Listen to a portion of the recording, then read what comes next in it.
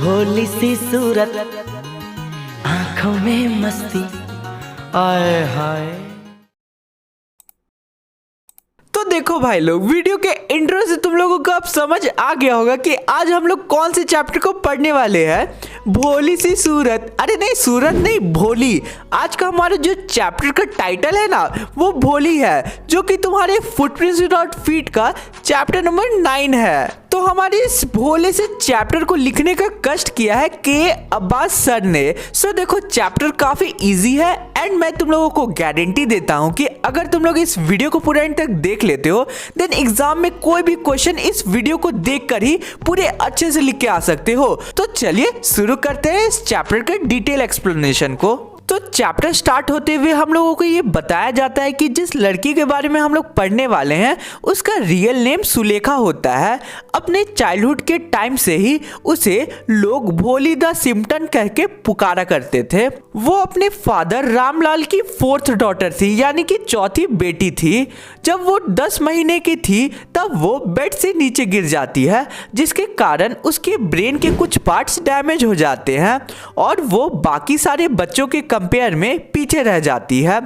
Birth के time पे वो बहुत ही ज़्यादा सुंदर हुआ करती थी, लेकिन 2 साल बाद उस पे चिकन पॉक्स अटैक करते हैं, यानी कि स्मॉल पॉक्स अटैक करते हैं। बस उसके आंखों को छोड़ के पूरे बॉडी पे स्मॉल पॉक्स के मार्क्स रह जाते हैं। सुलेखा, जिसे हम लोग भोली के नाम से जानते हैं, वो 5 साल की उम्र तक कुछ भी नहीं बोल पाती है और लास्टली जब वो बोलना शुरू करती है तब वो स्टैमर यानी कि हकलाने लगती है। बाकी सारे दूसरे चिल्ड्रंस उसकी मिमिक्री करके उसका मजाक उड़ाया करते थे और इसका रिजल्ट में वो बहुत कम बात किया करती थी। रामलाल के टोटल 7 बच्चे थे, 3 बेटे और 4 बेटियां, और उसमें से यंगेस्ट थी भोली।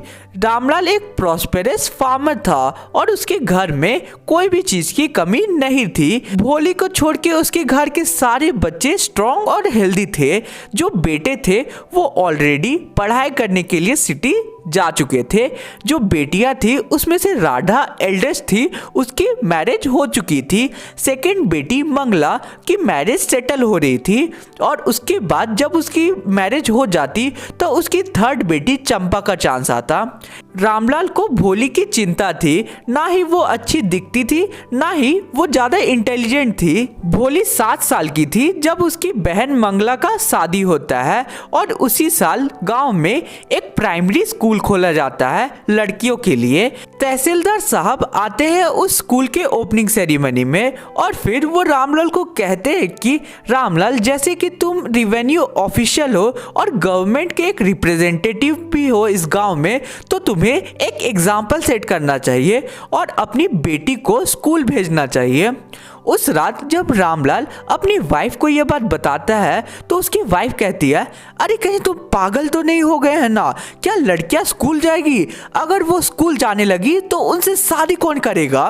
रामलाल के पास इतना करेज नहीं था कि वो तहसीलदार साहब का जो कहना है उसे टाल पाए, इसलिए वो भोली को फिर भी स्कूल भेज देता है। अब अगले दिन रामलाल भोली का हाथों को पकड़ते हैं और उसे बोलते हैं, मेरे साथ चलो तुम, मैं तुम्हें स्कूल ले चलता हूँ। भोली बहुत ज़्यादा डर जाती है क्योंकि आज से पहले उसने स्कूल का नाम नहीं सुना था।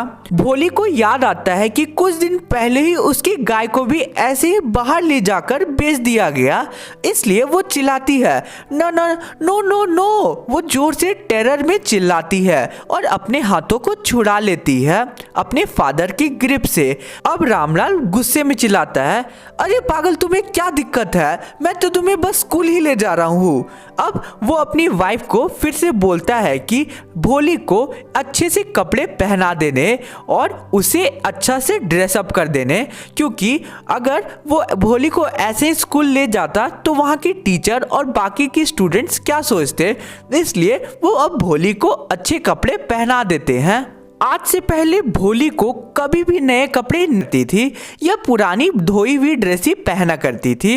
अब उसे इस बात का यकीन हो जाता है कि वो किसी अच्छी जगह पे जा रही है, क्योंकि उसके माथे पे अच्छे से तेल लगाया जाता है, उसे नए ड्रेस दिया जाता है, इसलिए उसे यकीन हो जाता है कि वो किसी अच्छी जगह पे जा रही है। अब रामलाल उसके हाथ को पकड़ के स्कूल ले जाता है और अचानक ही वो देखती है कि उसके बगल में टीचर आकर खड़ी हो जाती है और स्माइल करती है उसे देखकर। अब उसकी टीचर उससे पूछती है, तुम्हारा नाम क्या है? भोली बोलती है, भ भ भ भो भो भो, और इसके आगे वो कुछ भी नहीं कह पाती है और फिर जोर जोर से रोने लगती है और अपने माथे को नीचे। अब छुट्टी हो जाती है और बेल बजती है, लेकिन भोली उस क्लासरूम के एक कॉर्नर पे माथे को नीचे करके पड़ी रहती है।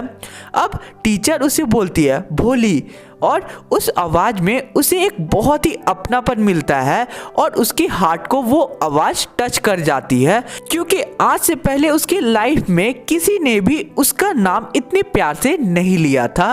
अब उसकी टीचर कहती है, उठ जाओ, और ये एक कमांड नहीं था, एक फ्रेंडली सजेशन था, और बोलती है कि मुझे अपना नाम बताओ। भोली बहुत ज़्यादा डरती है, लेकिन वो डिसाइड करती है कि वो एफर्ट लगाएगी और अपने नाम को बोलेगी। अब भोली बोलती है, भ भ भो भो भो भो, और वो हकलाती है। अब उसकी टीचर बोलती है, वेल डन, कोशिश करो और कोशिश करो। टीचर उसे एनकरेज करती है, come on, you can do it, ऐसा बोल के उसे एनकरेज करती है। भोली बोलती है, भ भ भो भो भो, और एट द एंड वो बोल देती है भोली। और इसके बाद वो बहुत ही ज़्यादा रिलीफ फील करती है कि उसने एक बहुत ही बड़ी अचीवमेंट कर ली है। अब उसकी टीचर बोलती है, वेल डन, तुमने बहुत अच्छा काम किया है, तुम अपने बस मन से इस डर को निकाल दो और तुम किसी के भी सामने बोल पाओगी। भोली टीचर की तरफ देखती है जैसे कि वो बोलना चाहती है, रियली मैं बोल पाऊंगी। अब टीचर उसे बोलती है कि तुम बस डेली स्कूल आओ, बाकी तुम अपने आप बोलना सीख जाओगी, तुम स्कूल आओगी ना? अब भोली कहती है, हाँ मैं आऊंगी। अब उसकी टीचर उसे एक बुक देती है जिसमें अलग अलग जानवरों की कलरफुल पिक्चर्स थी, जैसे कि डॉग, कैट, गोट, और उन सारे पिक्चर्स के नीचे बड़े बड़े ब्लैक लेटर्स में उन जानवरों के नाम भी लिखे हुए थे। अब भोली की टीचर कहती है, 1 महीने के अंदर ही तुम इस बुक को बहुत ही अच्छे से पढ़ने लगोगी और इसके बाद मैं तुम्हें इससे भी बड़ी बुक दूंगी। एक टाइम ऐसा भी आएगा कि तुम इस विलेज में सबसे ज्यादा एजुकेटेड होगी और उसके बाद तुम पे कोई भी नहीं हंसेगा। इवन उसके बाद सब तुम्हें रिस्पेक्ट दे के बात भी करेंगे और तुम जो हकला के बोलती हो, स्टैमर करती हो, तुम बोलते वक्त एकदम स्टैमर नहीं करोगी, समझ गई? अब तुम घर जाओ और कल सुबह जल्दी आ जाना सुबह में। अब घर जाते वक्त भोली बहुत ही ज्यादा खुश होती है और उसके दिल में एक नई उम्मीद जग जाती है और यहाँ से उसकी एक नई जिंदगी शुरू होती है। अब कुछ साल बीत जाते हैं, जो विलेज है वो एक स्मॉल टाउन बन जाता है, प्राइमरी स्कूल हाई स्कूल बन जाता है, सिनेमा हॉल्स खुलते हैं, रेलवे स्टेशन बनता है, यानी कि जो विलेज है वो डेवलप होना शुरू हो जाता है। अब एक रात रामलाल अपनी वाइफ को कहता है, क्या हम लोग विशंबर नाथ का जो प्रपोजल है वो एक्सेप्ट कर दे? उसकी वाइफ कहती है, हाँ कर लो, भोली बहुत ही ज़्यादा लकी है कि उसे ऐसा हस्बैंड मिलने वाला है। उसका बहुत ही बड़ा शॉप है, उसका खुद का घर है, उसके बैंक में बहुत सारे पैसे भी है और इवन वो तो हमसे डाउरी भी नहीं मांग रहा है। अब रामलाल बोलता है, ये सब तो सही है, लेकिन वो ज़्यादा यंग नहीं है, वो ऑलमोस्ट मेरी जितने एज का है और शायद वो लंगड़ा के भी चलता है। उसके जो बच्चे थे उसकी पहली वाइफ से वो बड़े भी हो चुके हैं। अब उसकी वाइफ कहती है, इन सब बातों से हमें क्या लेना देना है? 45 या फिर 50 की एज ज़्यादा बड़ा एज तो नहीं होता है। अगर हम लोग इस प्रपोजल को ठुकरा देते हैं तो भोली हमेशा अनमैरिड रहेगी, उसकी शादी नहीं होगी कभी। अब ये सब बातों को भोली सुन रही होती है छिप के। अब शादी का टाइम आता है। दिसंबर अपनी फैमिली, अपने फ्रेंड्स, अपने रिलेशन वालों को लेकर एकदम धूमधाम से एक बारात लेकर आता है। ये सब देखकर भोली की जो सिस्टर्स थी वो बहुत ही ज्यादा जेलस फील कर रही थी कि भोली की शादी इतने बड़े घर हो रही है। दिसंबर नाथ अब मंडप पे आ जाता है। पंडित जी बोलते हैं जाओ दुल्हन को लेकर आओ। अब भोली घूंघट में अपने सर को ढक के आती है मंडप पे। स्टार्टिंग में दिसंबर नहीं देख पाता है कि भोली दिखती कैसी है, ठीक है। उसके बाद जब वो उसे गार्लैंड यानी कि वरमाला पहनाने वाला होता है तभी वो देखता है कि जो भोली का फेस है उसमें बहुत सारे स्पॉट्स है, उसमें बहुत सारे ब्लैक स्पॉट्स है। अब दिसंबर कहता है कि इसके तो पूरे फेस में मार्क्स है। तो उसका दोस्त बोलता है तो क्या हुआ, तुम भी तो यंग नहीं हो। अब वो बोलता है कि हाँ मैं यंग तो नहीं हूँ, लेकिन अब भोली से शादी करने के लिए मुझे 5,000 रुपये चाहिए एज अ डाउरी। रामलाल जैसे ही यह बात सुनता है वो अपने टर्बन यानी कि पगड़ी को उतार कर उसके फीट पे रख देता है और बोलता है कि मुझे इतना ह्यूमिलेट मत करो दिसंबर, 2,000 रुपये ले लो, मैं 2,000 दे सकता हूँ। तभी दिसंबर कहता है मुझे 5,000 दो, नहीं तो मैं जा रहा हूँ।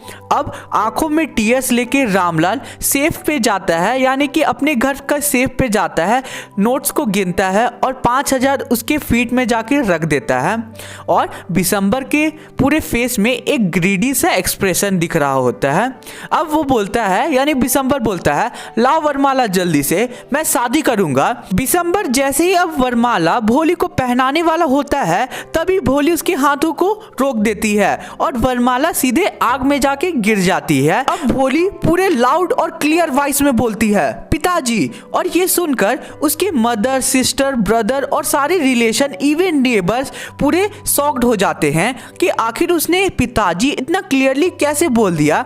रामलाल एकदम शॉक्ड हो जाता है। जो गेस्ट होते हैं वो आपस में विस्पर करने लगते हैं कि देखो कितनी बेशर्म है, पहले से तो अगली दिखती ही थी, अब बेशर्मी में भी ये उतर गई है। अब रामलाल कहता है भोली कहीं तुम पागल तो नहीं हो गई हो ना, तुम हमारी फैमिली की इज्जत को मिट्टी में मत मिलाओ। अब भोली कहती है आपकी इज्जत के चलते ही तो मैं इतने दिनों से शांत थी और अभी भी शांत थी, लेकिन अब नहीं, अब मैं इस ग्रीडी पर्सन से शादी नहीं कर सकती हूँ। आप तुरंत ही इससे अपने पैसे को वापस ले लो। अब उस शादी में आई एक ओल्ड वुमेन बोलती है कितनी सेमलेस लड़की हो तुम, हम लोगों ने सोचा था कि तुम एक हार्मलेस डम काऊ हो, लेकिन तुम ये कैसी बिहेव कर रही हो। अब भोली एकदम वायलेंटली उस ओल्ड वुमेन को रिप्लाई करती है हाँ आंटी आप सही हो, मैं एक डम काऊ यानी कि सीधी सी गाय तो थी, लेकिन अब मैं इस हार्टलेस क्रिएचर से शादी नहीं कर सकती हूँ। अब ये गाय बोलेगी, अब ये सीधी गाय बोलेगी। और आपको और कुछ सुनना है क्या? दिसंबर नाथ अपने सारे मेहमान, अपनी सारी फैमिली वालों के साथ निकल पड़ता है मंडप को छोड़ के। अब रामलाल भोली से पूछता है भोली अब क्या, आगे क्या, अब तुम्हारे साथ क्या होगा? अब तुमसे कोई भी शादी नहीं करेगा, अब हम लोग तुम्हारे साथ क्या करेंगे? अब भोली बहुत ही कामली रिप्लाई करती है डोंट यू वरी पिताजी, यानी कि आप मेरी टेंशन मत लीजिए पिताजी, मैं आपके बूढ़े वक्त में आपके और मम्मी की सेवा करूंगी और जिस स्कूल से मैंने पढ़ाई की थी उसी स्कूल में मैं जाके सारे बच्चों को पढ़ाऊंगी। मैं सही कह रही हूँ ना मैम? अब उसकी जो टीचर थी जिसने उसे पढ़ा के इतना अच्छा, इतना बड़ा किया था, वही टीचर साइड में कॉर्नर में खड़ी हुई ये सारा ड्रामा देख रही होती है और फिर वो भोली को रिप्लाई करती है हाँ भोली तुम सही कह रही हो। So guys with this we have completed our full chapter. मुझे पता है कि अभी तक तुम लोगों ने सब्सक्राइब तो कर दिया होगा, इसलिए सब्सक्राइब करने के लिए नहीं कहूँगा, बस वीडियो को एक लाइक करना और कमेंट करके बताना कि वीडियो कैसा लगा। सो मिलते किसी और वीडियो में। Thank you for watching the video.